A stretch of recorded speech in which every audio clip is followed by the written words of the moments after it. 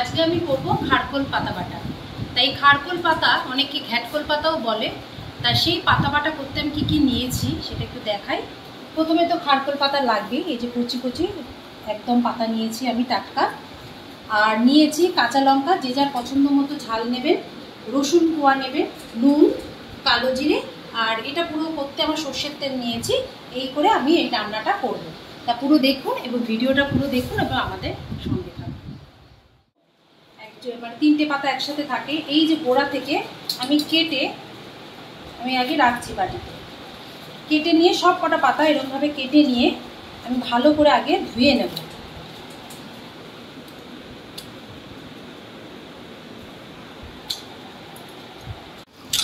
যেহেতু জঙ্গলে হয় খারকোল পাতা, তাই জন্য এটা 3-4 বার জল পাল্টে পাল্টে ভালো করে ধুয়ে নিতে হবে।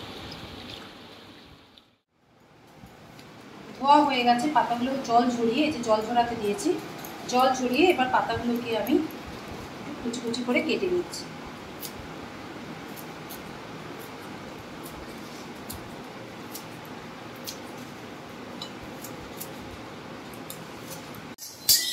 লো টু মিডিয়াম আছে এই শুকনো খোলায় কালো জিরে, রসুন, কাঁচা লঙ্কা এগুলো ভেজে নিতে হবে।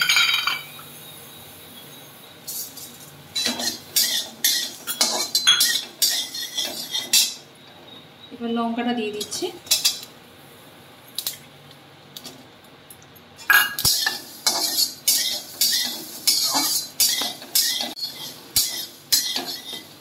খারকোল পাতার পাতায় সবসময় রসুন আর কাঁচা লঙ্কার পরিমাণটা বেশি দিতে হয়, তাদের টেস্টটা ভালো হয়।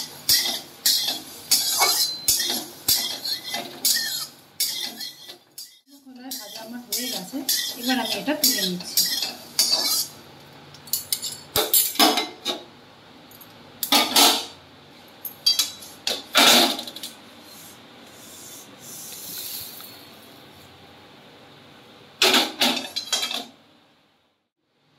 এই শুকনো খোলাতেই পাতাগুলো দিয়ে দিচ্ছি। আর এই পাতাটাকে যে আমি এই শুকনো খোলায় ভাজবো সেটা কিন্তু হাই ফ্লেমে রাখতে হবে। হাই ফ্লেমে দিয়ে তবে এটাকে আমি কিন্তু একটু শুকনো খোলায় নাড়াচাড়া দিয়ে জলটাকে আমি শুকিয়ে ফেলতে হবে। আর দেবো এর মধ্যে একটু নুন।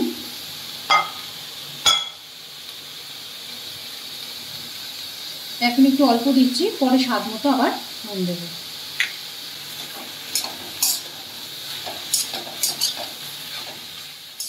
পাতাটা দেখেছেন পুরো অল্প হয়ে গেছে, অল্প একদম কতটা নিয়েছিলাম আর এটা কতটা অল্প হয়ে গেছে।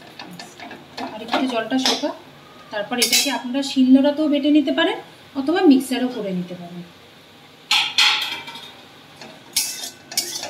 নুন দেওয়াতে এই যে পাতার মধ্যে যে জলটা থাকে সেটা বেরিয়ে আসে।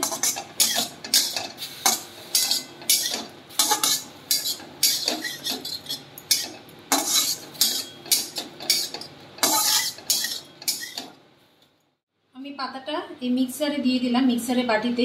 আপনারা শিলনোড়ায় বেটে নিতে পারেন, মিক্সারও বাটিতেও করতে পারেন। মিক্সারে আমি মিক্সারে করে নিচ্ছি। এই যে শুকনো খোলায় ভাজা রসুন, কালো জিরে এটা আমি এর মধ্যে দিয়ে দিচ্ছি।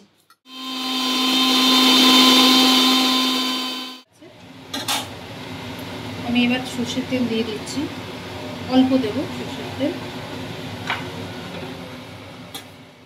হয়ে গেছে, এবার আমি পাতা বাটাটা দিয়ে দেবো। এর মধ্যে রসুন, কালো জিরে, কাঁচা লঙ্কা, নুন আর পাতাটা পুরোটা দিয়ে আমার নেড়ে চেড়ে নেব।